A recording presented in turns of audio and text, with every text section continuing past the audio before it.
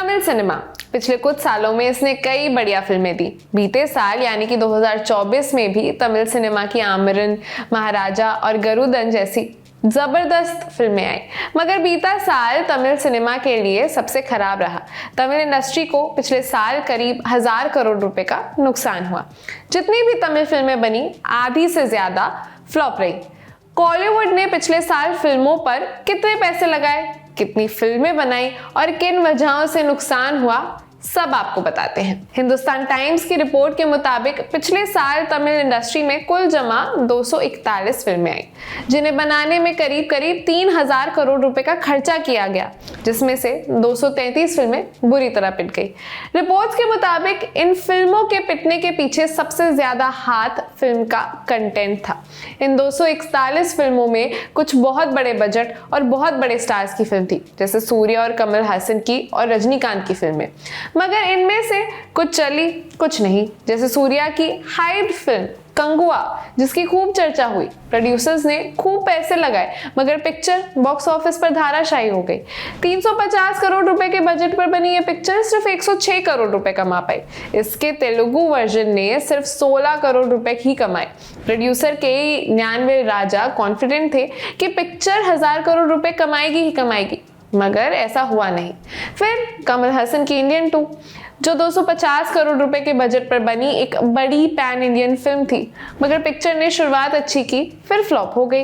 इसने सिर्फ 150 करोड़ रुपए के आसपास की ही कमाई की। इस फिल्म के कंटेंट को लोगों ने नकार दिया। इन फ्लॉप होती फिल्मों पर प्रोड्यूसर और डिस्ट्रीब्यूटर जी धनंजयन ने बात की। उन्होंने HT को दिए इस इंटरव्यू में कहा, तमिल सिनेमा ने बड़े बजट की फिल्मों से, जैसे कि इंडियन 2, कंगुआ से बहुत ज्यादा उम्मीदें लगा ली थी, मगर इन फिल्मों ने काम ही नहीं किया। इनमें से केवल थलपति विजय की ही बड़े बजट की फिल्म गोट जो ठीक ठाक चली। 2023 की तरह ही 2024 में भी तमिल सिनेमा के पास हिट फिल्में कम थी। 2023 में ही जेलर, लियो, PS2, वारिसु और थुनीवु जैसी फिल्में आई थी। 241 में से सिर्फ 18 फिल्में ही चली। सक्सेस रेशियो 93% से गिरकर 7% पर आ गया है। 150 फिल्में तो डिजिटल, प्रिंट और पब्लिसिटी तक का पैसा वसूल नहीं कर पाई। वैसे हर इंडस्ट्री में बनने वाली 70% फिल्में बॉक्स ऑफिस पर फ्लॉप होती हैं। तमिल सिनेमा के साथ अलग ये हुआ कि इस साल इस इंडस्ट्री की सारी बड़ी फिल्में फ्लॉप हो गई।